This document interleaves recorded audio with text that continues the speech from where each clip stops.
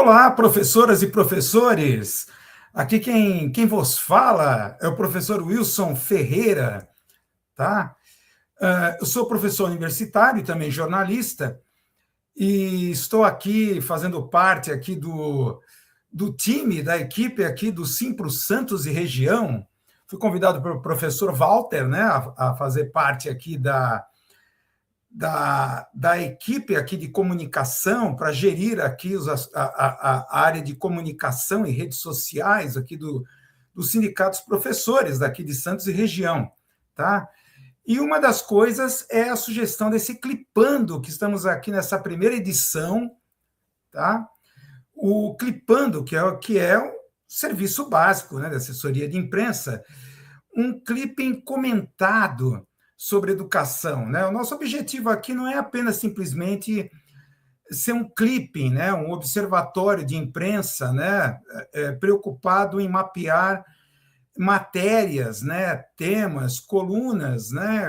Concernentes à área de educação, novas tecnologias de educação, iniciativas, etc. A gente está querendo mais com esse Clipando, né? Agora na primeira edição, nessa edição de abertura, é que as referências que a gente vai listar aqui sirvam de insight aos professores, né? Insight, inspiração, sugestão de temas para se desenvolver em sala de aula e até, por que não dizer, temas que levem a fazer trabalhos interdisciplinares ou trabalhos integrados, né? Tentando conectar a escola, a sala de aula, né, com o entorno, com a realidade, com tudo que está acontecendo aqui no país e no mundo, tá? Então, vamos aqui nesse tempo, né, nesses tempos aqui do Clipando, fazer uma referência, um clipping, né, um elenco, uma lista, né, de matérias que sejam ligadas diretamente à educação ou indiretamente, né? A educação, mas principalmente matérias, né, artigos que inspirem os professores, né, que levem eles a ter insights em sala de aulas e novas abordagens, inclusive das disciplinas tradicionais, né, que a gente trabalha em sala de aula. Só para me apresentar aqui nessa primeira edição, né, de quem sou eu, de onde eu vim, o que eu estou fazendo aqui, para onde eu vou, né, essas questões que a humanidade, depois de 25 séculos de filosofia, não conseguiu responder, vou tentar responder aqui na primeira edição do Clipando. Tá? Eu sou de Santos também, eu sou de Santos, embora aqui morando em São Paulo, né, eu sou formado em jornalismo aí pela Unisantos, tá?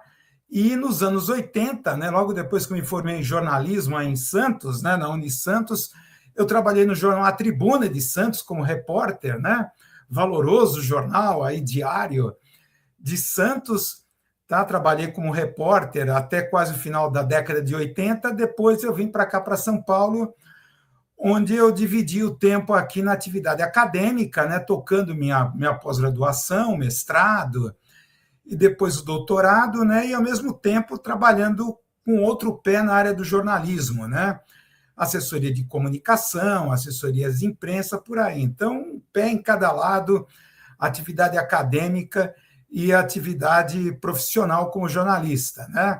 Mas principalmente a área acadêmica, né? Então, vocês vão sentir que esses clipandos nessa série tem uma forte inspiração em teorias que a gente discute na academia, né? Esse é o meu esforço aqui para tentar ver a realidade através desse viés, principalmente a realidade da atividade do professor em sala de aula, né?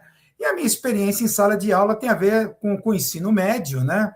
Que eu trabalhei no ensino médio com uma disciplina mais técnica, né? Ligado às novas tecnologias de comunicação, trabalho de roteirização em audiovisual, tal, mais por aí, né? E o trabalho no ensino superior, na área de comunicação social, seja jornalismo, publicidade e propaganda, relações públicas e por aí afora. Então, vamos começar aqui essa série do Clipando, né? Então, depois dessa carta de intenções aqui, dessa apresentação, vamos aqui à primeira referência para a gente comentar, né, para a gente conversar. Temas em alta, como e por que levá-los para a prática pedagógica em 2026? tá? Eu acabei esquecendo, né, de dizer para vocês que todas essas referências, né, dessas matérias, esses artigos que eu vou elencar aqui no Clipando, vão estar na descrição do vídeo no YouTube e também lá no site, na matéria relativa aos clipandos, no site aqui do sindicato, vão estar lá os links, tá? Então, você pode, depois de assistir aqui, assistir clipando, né, esses comentários aqui dessas matérias, depois ir lá tanto na descrição do vídeo no YouTube, tá, no canal aqui do sindicato, como também lá no site, que vai ter a matéria aqui sobre o Clipando da primeira edição, e buscar as referências e você linkar e você dar uma olhada, uma leitura mais aprofundada, não esse comentário aqui por alto, apenas inicial, que a gente vai fazer essas referências. Mas, repetindo aqui os temas em alta, como e por que levá-los para a prática pedagógica em 2026. Então, os temas em alta aqui em 2026, que eu acho muito produtivos aqui para discussão em sala de aula, é tanto a questão da inteligência artificial, é um tema que, aliás, muito particular aqui nessa primeira edição. Vamos ter mais de uma referência sobre esse assunto, inteligência artificial e sala de aula. Crise climática, eleições e Copa. São temas quentes do ano que engajam e aproximam as aulas do cotidiano dos estudantes, tá? Então, particularmente esses três assuntos, o avanço acelerado da inteligência artificial e toda essa discussão ética e a ver com a questão autoral da produção acadêmica com a entrada da inteligência artificial, os eventos climáticos extremos que a gente está vivendo e a intensificação das disputas políticas e o crescimento da polarização política, tá? Que promete para esse ano eleitoral. Então, não são temas externos à escola, a gente sabe disso. Tem uma declaração aqui nesse texto da Jussi Rocha, que é doutoranda em Tecnologias da Inteligência e Design Digital aqui pela PUC de São Paulo, tá? Ela fala o seguinte, que a escola que tenta se manter isolada desses debates corre o risco de se tornar cada vez mais distante da vida dos estudantes. Então, não só essa questão da inteligência artificial, da novidade da incorporação pedagógica, como é colocado nesse texto, esse texto aqui que é do site novaescola.org.br. Muito interessante. Começa pela discussão da inteligência artificial, que ela, como essa doutoranda Jussi tem colocado nesse artigo, que a inteligência artificial ela definitivamente deixou de ser assunto de novidade e passa a exigir capacidade institucional, uma resposta institucional à inteligência artificial, tá? Já que cada vez mais é pervasivo a vida dos estudantes, tá? Então, esse tema das inteligências artificiais, Gemini, ChatGPT e assim por diante, que até na área de jornalismo é uma discussão muito séria, essa questão autoral, que envolve uma questão de comprometimento dos autores ou dos estudantes em sala de aula, comprometimento, ética e etc., se bem que é realmente muito sedutora a inteligência artificial em termos de produtividade e economia de tempo na atividade. Então, isso é que tem que ser discutido, e isso envolve também uma sugestão até de trabalhos interdisciplinares, né, sobre essa questão da inteligência artificial, tanto pelo viés da ética, quanto também pela discussão das ferramentas, as diversas ferramentas existentes em inteligência artificial e como elas podem ser trabalhadas na educação. Outra questão que é colocada aqui é a desigualdade, diversidade e crise climática. É interessante essa discussão da crise climática pelo ponto de vista da diversidade, mas principalmente pela desigualdade. Isso é uma discussão muito séria a ser levado para o campo da sala de aula, tá? Porque sempre o viés que a gente percebe, inclusive da grande mídia, tal, foca muito para a questão da meteorologia, mais para a área das ciências exatas meteorológicas. A gente sabe que essas mudanças extremas do clima não afetam a sociedade como um todo, mas afeta de maneira desigual, tá? muitos falam em desigualdade climática, tá? Mas principalmente uma sociedade como a brasileira, onde a desigualdade social, o poço da desigualdade social é muito grande. Então, uma grande discussão é como afeta de forma diferente bairros, pessoas, comunidades, mas principalmente adolescências, tá? É um conceito que muitos educadores colocam que não existe apenas uma adolescência, mas adolescências, que passam a ganhar, como coloca esse artigo, uma centralidade cada vez maior, impactando as escolas. Isso é uma questão aqui colocada até pela Jussi, que é a principal referência desse artigo, que chama atenção para o uso do termo no plural, adolescências, tá? Reconhecendo a diversidade de experiências atravessadas por território, raça, gênero, deficiência, trabalho, tecnologia e condições de vida. Então, essas diferentes formas de sentir essas mudanças climáticas é que tem que ser trazida dentro da sala de aula.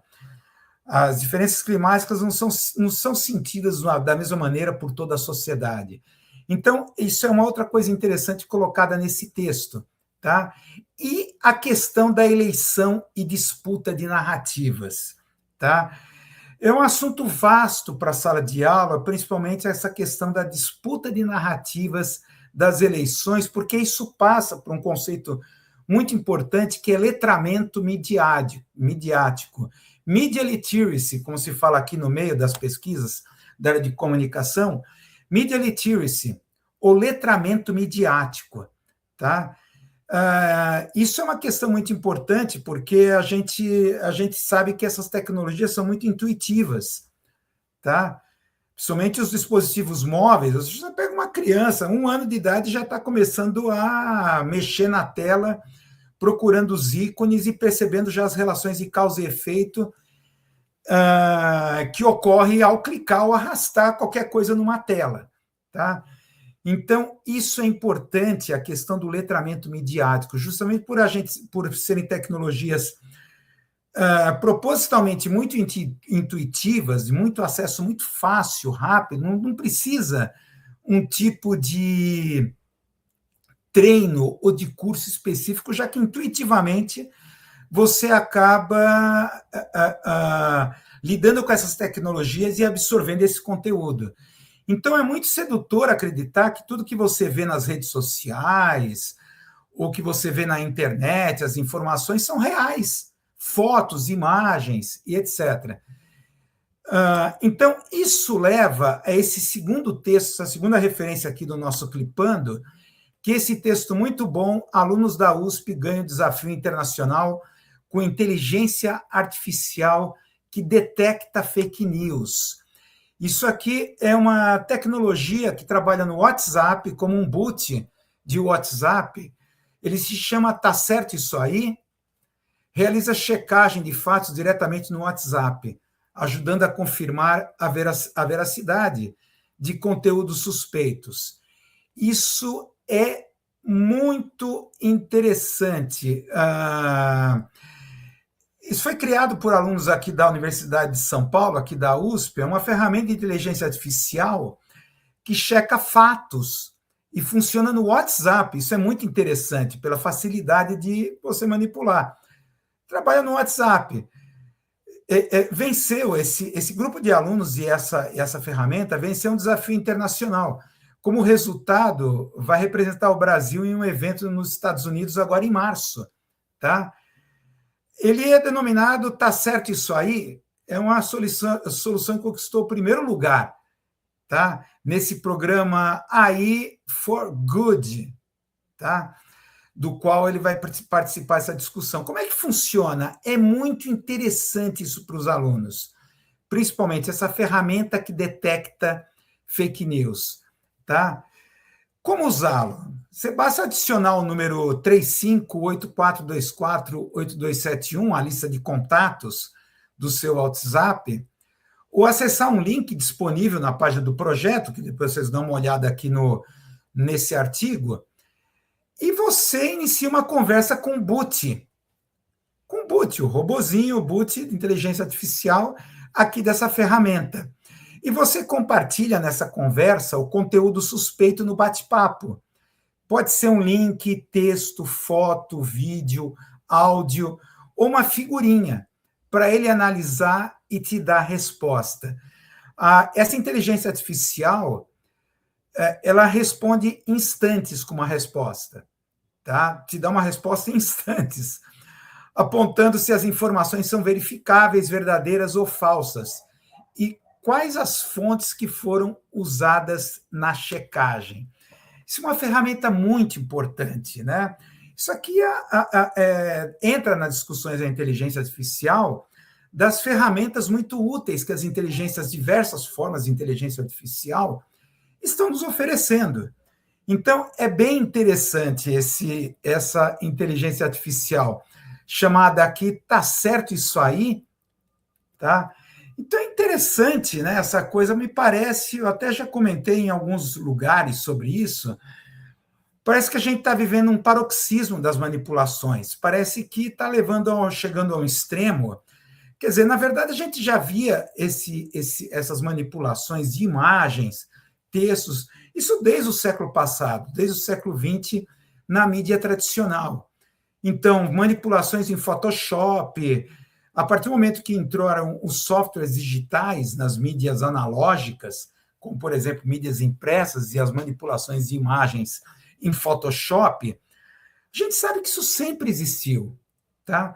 O que está acontecendo aqui no século XXI é uma exponenciação do que já acontecia já no século passado, no começo desse século, tá? Vamos voltar a essa discussão aqui no finalzinho aqui dessa edição do Clipando 1, tá? Então, o que a gente está vendo é isso, né? Uma exponenciação. Então, isso está chegando a um extremo, tá? Se você olhava fotos manipuladas por Photoshop e não percebia, e a coisa passava, parece que hoje estamos chegando ao extremo que a gente não consegue mais confiar em nada, nem em vídeo, nem imagens em movimento, que elas podem ter sido produzidas por inteligência artificial. Então, parece que a gente está chegando a um paradoxo em que as manipulações elas estão devorando-se a si próprias. Tá? Sempre o perigo da manipulação estava a questão da manipulação da credibilidade.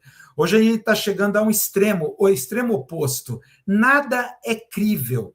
Então, ferramentas como essa aqui, voltando aqui a colocar a primeira página desse artigo, muito interessante, repito, vai estar lá a referência, os links desses artigos, tanto na descrição desse vídeo no YouTube, do canal do YouTube do sindicato, como lá no próprio site, tá? Então, isso chega a um momento extremo em que não confiamos mais em nada. Ferramentas como essa são muito úteis, porque vai chegar uma situação em que já partimos de um a priori que nada é verdadeiro. Ao contrário do século passado, ou início desse século, que a gente partia de um a priori que tudo era verdadeiro. Por quê? Porque a gente enxerga, a gente vê. Então, aquela coisa, é o teste de São Tomé, é ver para crer. Hoje, nem vendo você pode acreditar. Tá? Então, é muito bom isso. Vamos aqui à terceira referência do Clipando. Esse outro artigo interessante, eu alerto vocês desse site muito interessante, The Conversation. Tá?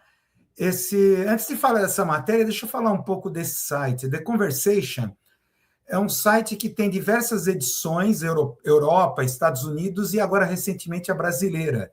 Tá? É uma tendência atual na internet de tentar criar portais de textos noticiosos, jornalísticos, com essa pegada mais jornalística, essa pegada textual, mas com rigorosidade acadêmica. Tentar combinar a rigorosidade conceitual com o dinamismo de um texto mais jornalístico.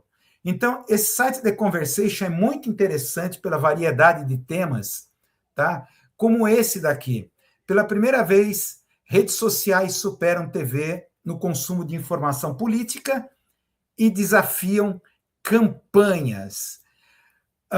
Isso é uma coisa que, olha, isso não é uma novidade o que esse site coloca, né?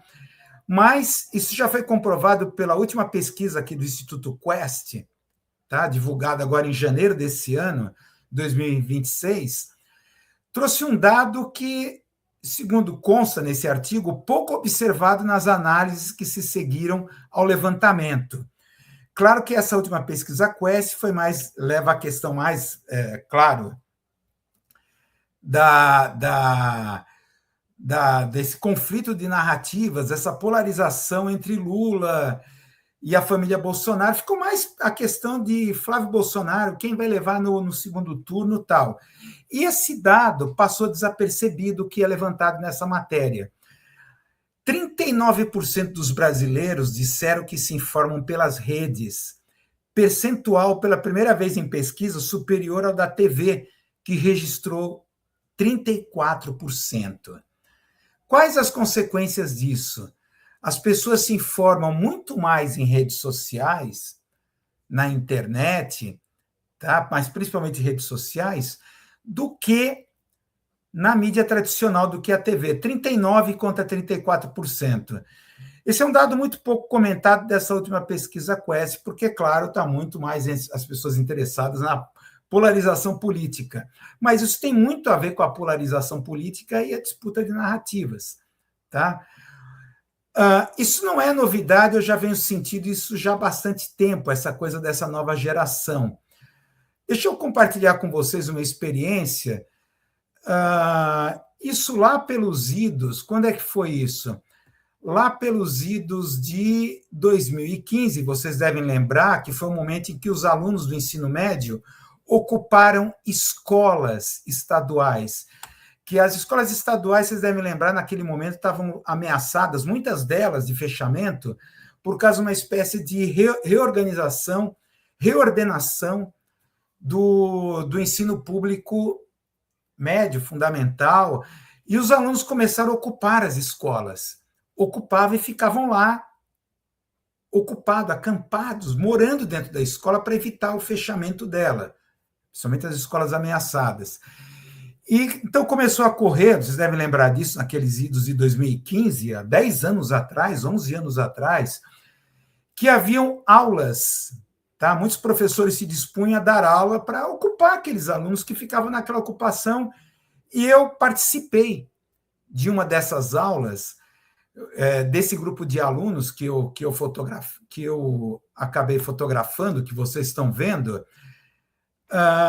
Foi lá numa escola aqui em Itapecerica da Serra, aqui perto de onde eu moro, aqui em São Paulo.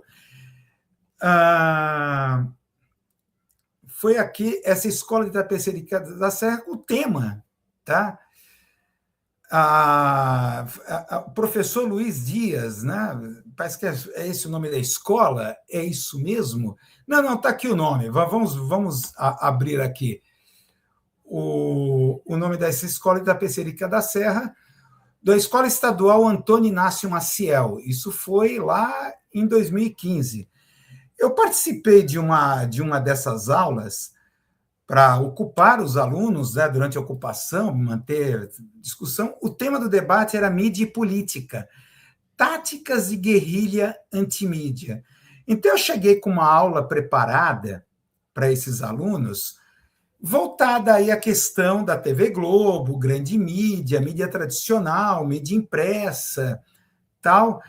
Qual não foi minha surpresa que, para eles, discutir Jornal Nacional, discutir manipulação jornalística da grande mídia, tal, essas questões da agenda neoliberal na grande mídia, era uma coisa que, para eles, estava fora completamente de interesse. Por quê? Porque eles estavam vivendo em blogs, redes sociais, internet. Eles pouco se preocupavam com a mídia tradicional, com a grande mídia, as mídias de massa. Tá? Rádio, televisão e cinema. Eles já viviam isso em 2015. Esses jovens rapazes, esse pessoal, esses jovens aqui do ensino médio, dessa escola de Itapecerica da Serra, me obrigando a reformular completamente o tema que eu estava levando para eles e partir para uma outra discussão. Tá? Que é uma questão muito interessante para discutida com os alunos em sala de aula. A gente sabe que, apesar dos alunos se informarem principalmente em redes sociais, e internet, mas principalmente em redes sociais, a gente sabe que, apesar de tudo, dessas chamadas mídias de convergência superarem as mídias de massa, ainda são as mídias de massa que agendam, criam os temas que vão ser discutidos dentro das redes sociais. Então, é uma questão muito interessante para ser discutida com os alunos, como, em que momento as mídias de convergência vão criar uma cultura própria, uma agenda própria, seus próprios temas, e não mais andando a reboque da mídia de massa. Tá? A gente sabe, repetindo aqui essa hipótese levantada por mim, de que não só por mim, mas por meus pesquisadores, apesar dessa nova geração estar mais antenada nas mídias de convergência, as mídias de convergência ainda são pautadas pelas redações, pela indústria do entretenimento das mídias de massa tradicionais. Tá? Então, isso corre novamente pela questão do letramento midiático. Novamente passa pela questão do letramento midiático que a gente estava discutindo aqui alguns minutos atrás. Tá? Então, esse texto aqui é muito interessante, principalmente as consequências em relação à polarização que se espera política seja mais acirrada esse ano, e principalmente como isso vai atingir a sala de aula e as escolas, tá? Nesse texto aqui, The Conversation. Se bem que esse texto é mais uma fonte de insights para nós, professores. Ele não fala explicitamente da relação com as salas de aulas, com os jovens, tal, mas os dados das informações colocadas nesse artigo dá uns insights muito interessantes para a nossa atividade e como a gente vai lidar com isso em sala de aula, tá? Então, é bem interessante. Vamos aqui ao outro texto, que é esse daqui, novamente, a The Conversation. Esse The Conversation é uma fonte assim de artigos sensacionais aqui na área de tecnologia, cultura, educação. Vale a pena vocês visitarem, inclusive pelo material assim que municia o professor para lidar com temas em sala de aula. É bem interessante esse The Conversation, né? Inteligência artificial no ensino superior. Como lidar com o uso dos grandes modelos de linguagem pelos alunos? A gente sabe que esses grandes modelos de linguagem, principalmente Gemini, ChatGPT, e todas essas discussões, tá? A gente sabe que a mídia, como fala esse texto aqui, a mídia evangelista, mas principalmente o viés messiânico dessas ferramentas de inteligência artificial, que colocam numa grande revolução que isso vai trazer para a educação, para a pedagogia, que o ensino superior, aqui esse texto é mais focado na questão do ensino superior, tem que haver uma grande revolução e transformação curricular em relação a essa modernidade trazida pela inteligência artificial. Esse é o viés trazido por essa visão que esse texto define como mídia evangelista. Eu coloco como mídia viés ou narrativa messiânica, que também a gente viveu nos anos 90, quando surgiu a internet, né? Que era colocado, ou você se adapte, adapt or toast, em inglês, né? Adapte ou se ferre. Era bem assim, não tinha alternativa, né? Você não tinha como resistir a uma coisa tão sedutora quanto era o avanço da internet ali nos anos 90. Adapte-se ou você está ferrado, né? Traduzindo aqui para o português. Mas esse texto coloca aqui, para ser mais sintético, para ir direto ao assunto, duas questões fundamentais que eu destaco aqui. Como instruir os alunos quanto ao uso de modelos de linguagem? Coloca aqui no texto, me permite eu ler junto com vocês. Acredito que há duas questões que devem ser levadas em consideração quando cogitamos qualquer uso de ferramentas. Primeiro, A ferramenta é capaz de cumprir a tarefa para a qual será empregada? Segundo, além disso, o uso dessa ferramenta preserva o propósito pedagógico da tarefa? Essa é a principal questão. Será que o uso dessa ferramenta preserva o propósito pedagógico da tarefa? O uso de modelos de linguagem no processo de aprendizagem só deve ser feito caso a resposta para essas duas questões seja afirmativa. E aqui, nesse texto, o autor, que é o Tiago França, que é professor de fisiologia, né, aqui da Universidade Federal Fronteira Sul, tá? E a Nayana Ribeiro, que é bióloga, especialista em bioética, ética aplicada, lá da Universidade Federal do Rio Grande do Sul, tá? Eles dão aqui 3 exemplos. Primeiro, usar inteligência artificial para elaborar resumos de livro. Segundo, usar inteligência artificial para formatar trabalhos. E terceiro, a utilização da inteligência artificial para revisão gramatical de texto escrito em segunda língua, tá? O principal, eu vou adiantar aqui, a elaboração de resumos, tá? A gente sabe que o propósito pedagógico, ao pedir resumos, fichamento, né, como se dizia antigamente, fiche um livro, que ele vai obrigar a lê-lo, tal, e fazer um resumo das ideias principais. Tem uma questão pedagógica aí, fundamental aí colocada, né? Deixa eu regular aqui o negócio aqui. Tá melhor aqui aqui iluminação. Ao vivo aqui, esse negócio aqui, embora gravado, aqui grava-se ao vivo, né? Que vê iluminação, trabalhar tudo ao mesmo tempo. Desculpa fechando esse parênteses aqui. Mas a questão dos resumos. Então, é muito tentador para os alunos, a gente sabe disso, que inteligência artificial, modelos de linguagem, são até capazes de fazer resumos aceitáveis na maioria dos casos. Porém, o objetivo pedagógico de fazer um resumo, o seu valor no processo de aprendizagem, reside na ação de fazer o resumo, muito mais do que estudar para o resumo. A gente, como professores, isso eu já passei bastante com isso, de que você disponibilizava slides para os alunos que você usava em sala de aula, em data show. Disponibilizava na plataforma ali da universidade. Então, você via cada vez mais alunos estudando não a partir do texto, mas a partir dos slides que você colocava lá, disponibilizava. Isso está acontecendo agora com a inteligência artificial.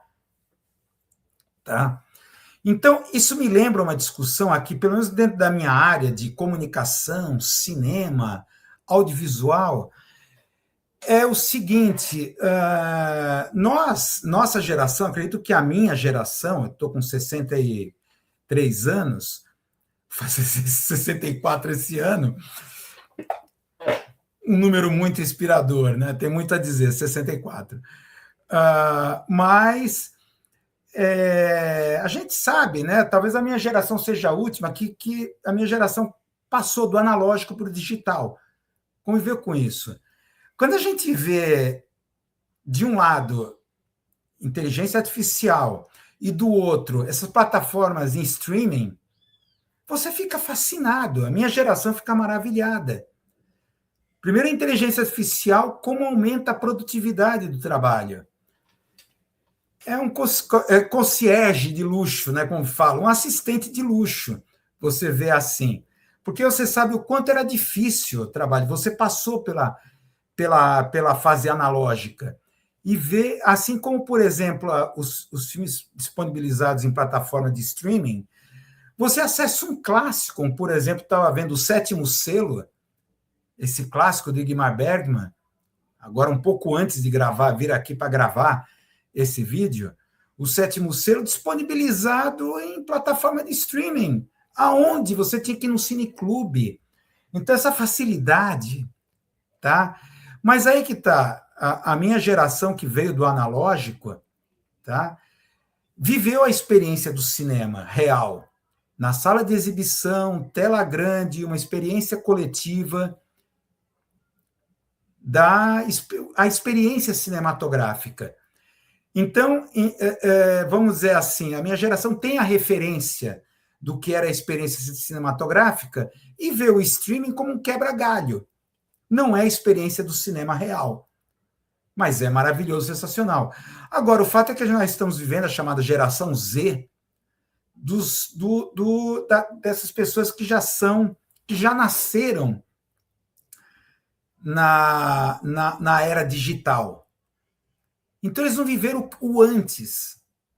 Como, por exemplo, a inteligência artificial, por que não estudar a parte do resumo? Para que ler um livro se o prompt, eu coloco o prompt certo, ele me faz um resumo perfeito de um livro? Tá? Claro que o propósito pedagógico vai para o espaço. Tá? Então, isso é uma coisa que é para ser refletida e para ser pensada.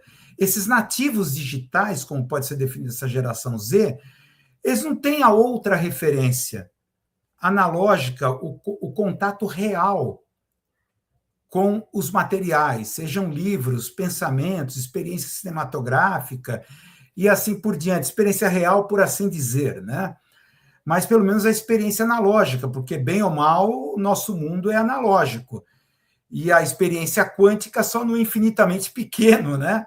Nas partículas, essa coisa da fragmentação quântico-solar, mas vivemos num mundo analógico. Aparentemente tem uma consistência, vamos dizer assim, né? Então acontece que já estamos vivendo, essa geração já vive aquilo que alguns filósofos, principalmente franceses, chamam de mídia espectral. Mídia espectral. Lidamos com ícones, imagens, espectros, que representam experiências que outrora eram analógicas, eram reais. Então, isso é uma coisa muito interessante para ser discutida com os próprios alunos, tá?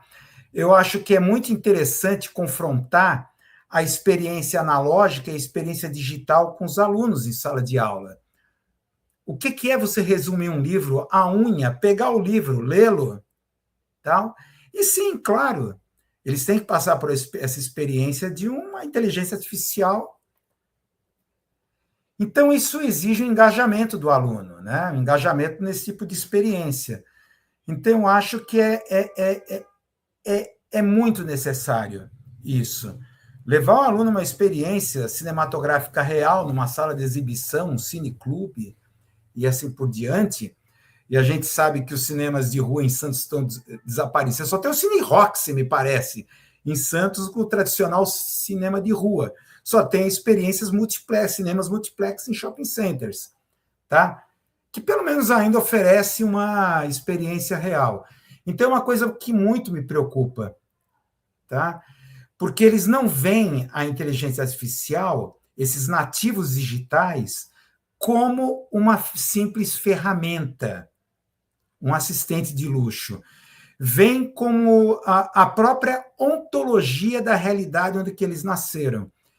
Isso, filosoficamente, é muito denso, é muito complicado. Eles têm uma relação ontológica com essas tecnologias. Não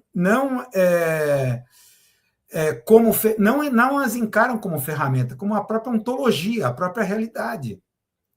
Tá? Então, eu acho que a função, a grande... Eu evito essa expressão, a missão do professor, né? Isso me passa uma sensação de sacerdócio que não tem nada a ver com a gente, já que somos profissionais, não somos sacerdotes. Não fazemos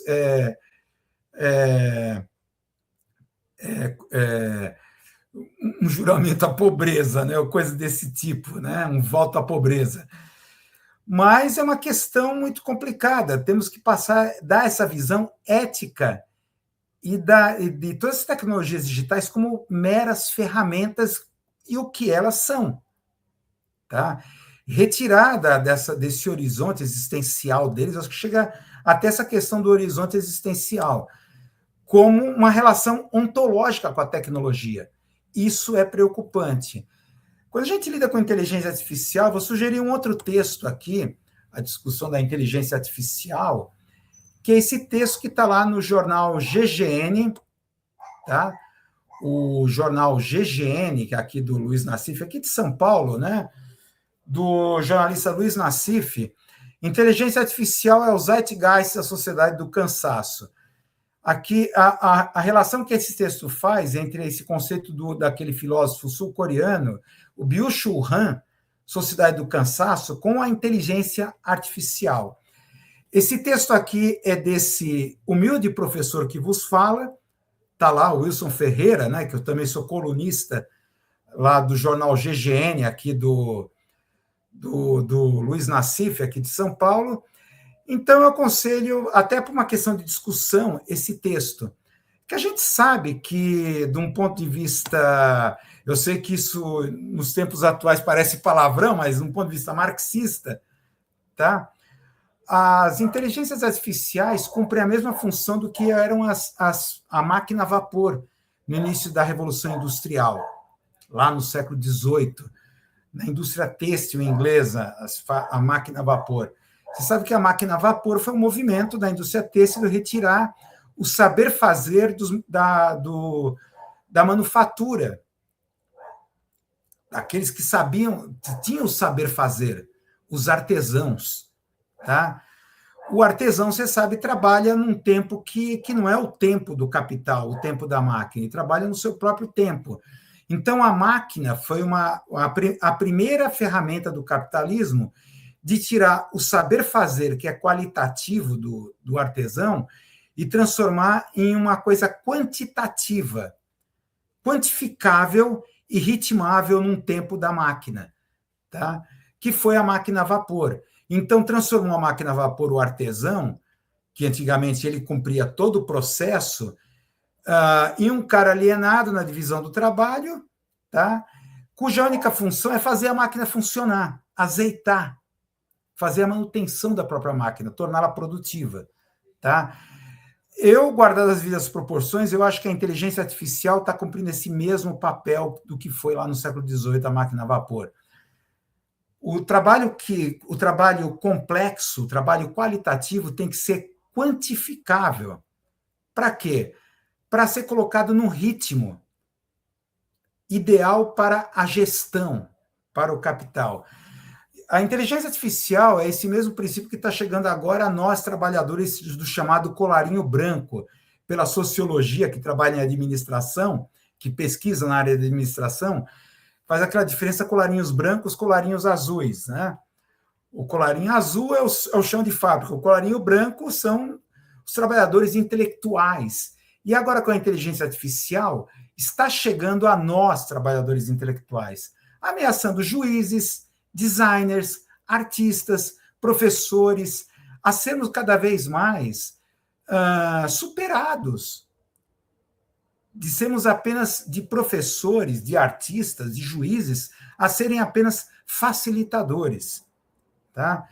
Isso está levando uma questão, que o texto aqui articula,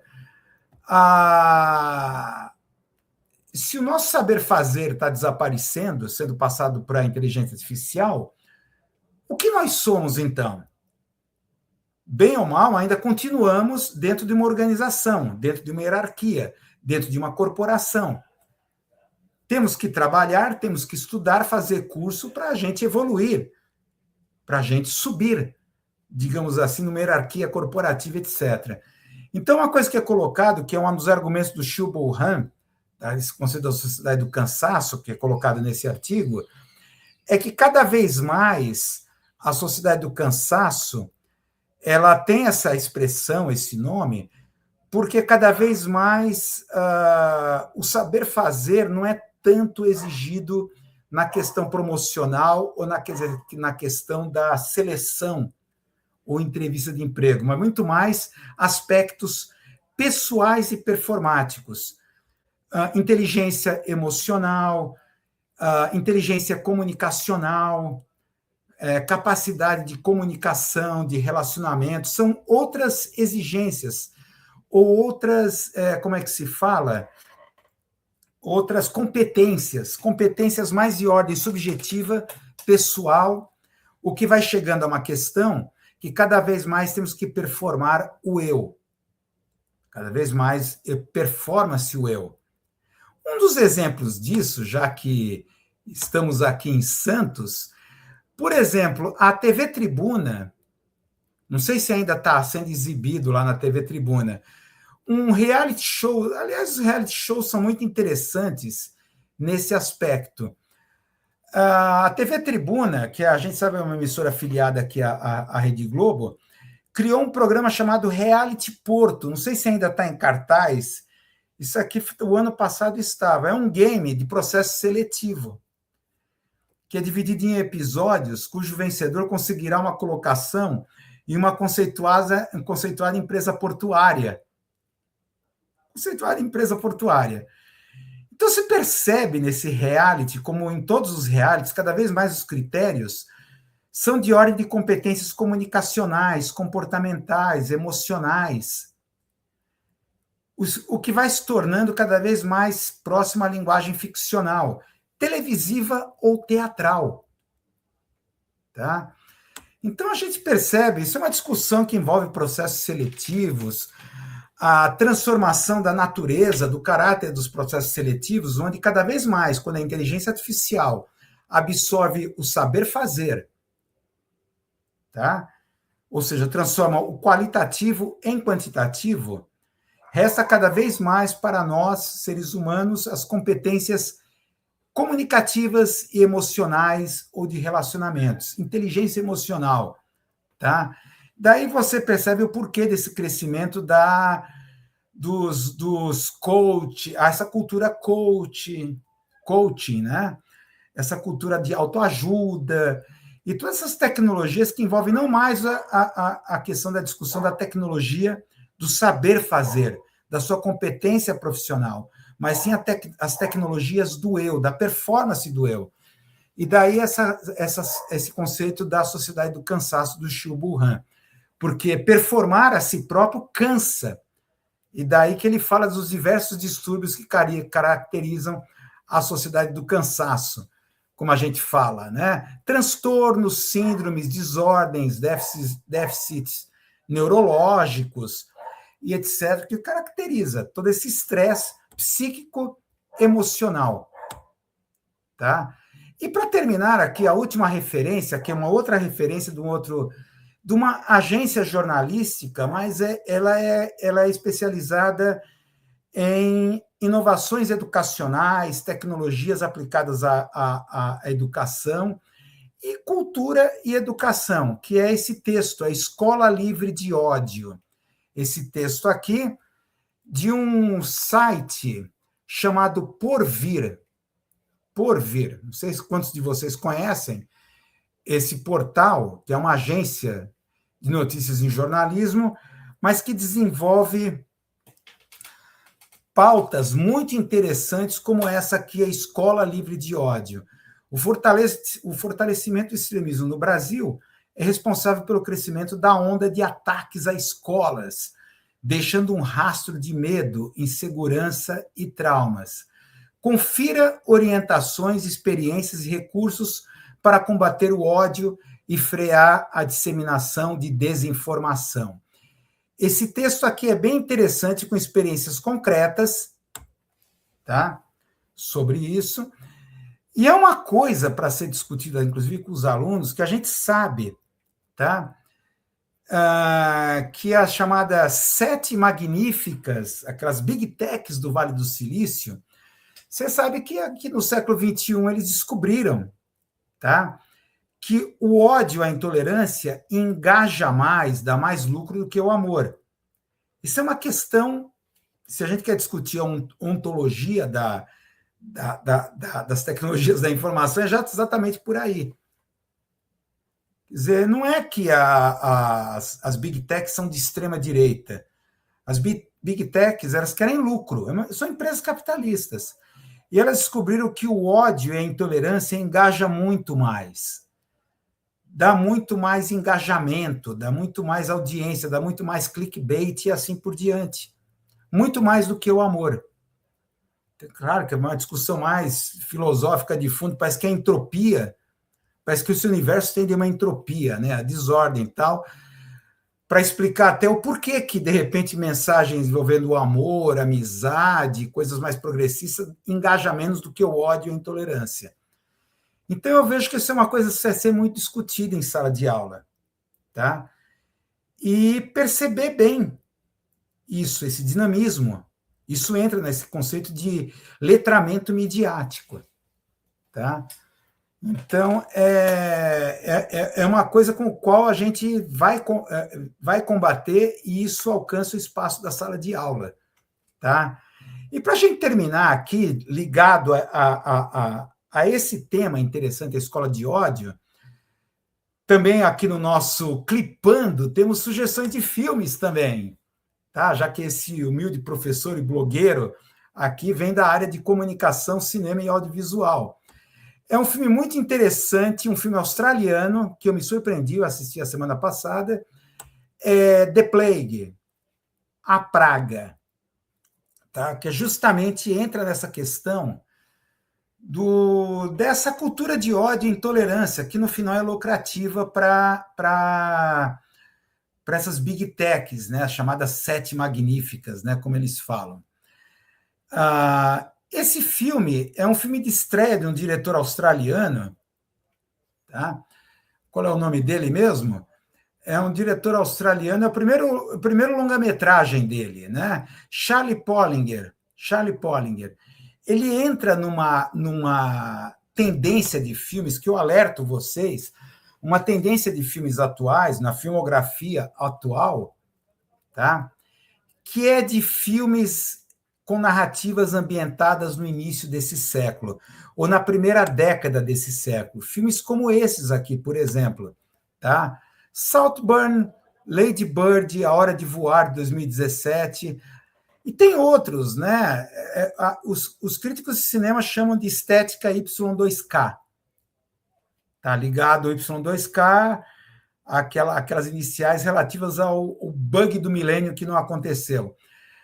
Mas Saltburn, Boy Erased, Uma Verdade Anulada, Tiny Cut, entre outros filmes. Então, há uma coisa nos roteiristas atuais onde eles estão procurando essa resposta. Tá? Por que deu nisso? Por que a gente vive um presente tão tóxico? Por que é tão tóxico esse presente que a gente vive? Por que essas experiências das redes sociais acabou gerando tanta toxicidade? Tá? Então, é como se eles voltassem para o início do século, a virada aí do milênio, século 20, 21, essa passagem do mundo analógico definitivamente para o mundo digital, para procurar uma resposta, o que era antes e por que deu nisso. Tá? Esse filme, A Praga, The Plague, entra nessa. O filme se passa em 2003, tá? É um filme de 2025, né? Se passa em 2003, de um adolescente que vai para um acampamento, que na verdade é uma espécie de acampamento, mas ele é de treinamento de polo aquático. Tá? Treinamento de polo aquático. Então, tá todas aquelas questões colocadas do bullying digital, tá? Por que a praga? Porque ele entra, né? Ele é um garoto muito tímido. Qual é o nome dele mesmo? Eu até sempre esqueço aqui. É o protagonista aqui do filme, tá? Esse rapaz que vocês... É Ben, o nome dele. É um garoto sensível, desengonçado, de 12 anos. Ele chega numa situação em que o grupo ali, liderado por um garoto que é o macho alfa, né, que domina, já criaram um bode expiatório a grande vítima do bullying, que é um garoto gordinho, tal, e todos eles falam que ele tem a praga. Por isso o título do filme, A Praga. Você não pode tocar nele. Se tocar, seu cérebro vira papinha de bebê. É o terror instaurado. Então, esses alunos pubescentes, adolescentes, criaram um bode expiatório. A gente sabe que esse elemento do bode expiatório é aquele... olha, desde Freud, Psicologia de Massas e Análise do Ego, esse texto de 1921, que, aliás, eu recomendo para lidar com esses temas, sobre a questão de bullying, essa criação de como é que o ego é criado dentro de grupos ou diante das massas, recomendo essa leitura de Freud, né? Psicologia de Massas. Tem outras traduções que é Psicologia do Grupo e Análise do Ego, que é um texto de 1921 de Freud. Esse filme parece que é muito calcado em cima dessas teses freudianas, né? Muito freudiano esse filme. Então, é aquela questão de que esse garoto, o Ben, que é muito sensível, ele é desajeitado, ele tem medo. A grande questão é que ele quer ser acolhido pelo grupo. Ele quer ser aceito pelo grupo. Então, ele tem que participar também do jogo, embora ele tenha muita empatia por esse garoto que é vítima do bullying, né? Que dizem que ele tem a praga. Ele tem uma relação muito empática com ele, mas o medo de não ser aceito, de não ser acolhido pelo grupo é muito mais forte, tá? Então, isso lembra uma das, na minha opinião, uma das grandes sacadas de Freud nesse texto, de que o que o homem mais teme não é a morte. Morrer, a morte, não é uma coisa muito assustadora para nós. O que o homem mais teme é a solidão, é não ser aceito, é pior que a morte, é morrer em vida, tá? Então, esse filme, de toda essa safra de filmes que tentam buscar o porquê deu nisso, nessa toxicidade tão grande que a gente está vivendo, parece que, eu confirmo uma tese minha, que, na verdade, isso já existia no século XX, claro, e apenas as novas tecnologias atuais exponenciam, tá? Pioram ainda mais a situação, pioram mais esses fenômenos, que já estavam colocados lá. Então, esse filme é ambientado num período pré-smartphone, pré-redes sociais, não havia nem Orkut aí nessa época. Então, mostra como esse fenômeno de bullying, tal, como ele é depois digitalizado e se transforma num problema ainda mais exponencial que a gente está vivendo agora no século XXI. Então, é uma questão mais ampla, é uma questão psíquica, antes de ser uma questão tecnológica. E bota a questão aqui também, o filme que eu falo, que é a quebra do elo geracional, a figura do treinador, o único adulto que aparece no filme, que é o treinador, aquele rapaz que é o professor, treinador, que ele está completamente incapaz de lidar. Ele se limita apenas a repetir clichês de autoajuda, inteligência emocional, essas coisas que não têm repercussão nenhuma entre a molecada. Tá? A questão é, aonde assistir esse filme? Esse filme é muito bom. Aonde eu assisto esse filme? Você não vai encontrar nas plataformas de streaming. Esse filme é australiano, é típico daqueles filmes que, ao que consta, parece que na Apple TV, lá nos Estados Unidos, está disponível para aluguel, compra. Que eu saiba, não sei, tem que checar ainda se a Apple TV aqui no Brasil, esse filme está lá disponível para aluguel ou compra, né? Provavelmente não, acho que só na Apple TV americana. Então, eu vou sugerir uma coisa para vocês, não sei. Uma plataforma que eu chamo de bom, velho e confiável Stremio. Plataforma de streaming em torrent. Tá? Não querendo fazer apologia aqui à pirataria, mas às vezes tem filme que não tem jeito, você não vai ter acesso aqui no Brasil. Vai demorar muito para chegar no cinema. E como nós, professores, temos que estar além, à frente. Tá? Não sei se esse filme vai chegar aqui ao Brasil, no final vai ser distribuído. Tá?